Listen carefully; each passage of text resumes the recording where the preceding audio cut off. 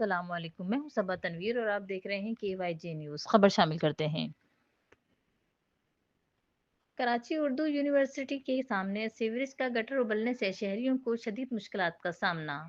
Urdu university کے سامنے main road پر sewerage کا بڑا گٹر ابل پڑا، جس سے گندا پانی سڑک پر پھیل گیا۔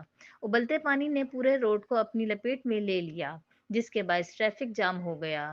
بائک سواروں، خواتین اور بچوں کو آمد میں سخت دشواریوں کا سامنا۔ شہریوں کا کہنا ہے کہ یہ صورتحال متعلقہ اداروں کی سنگین غفلت کو ظاہر کرتی ہے۔ MCA اور KDA سمیت سیوریج کے ذمہ دار اداروں کی غیر ذمہ داری کے باعث عوام کو مشکلات کا سامنا ہے۔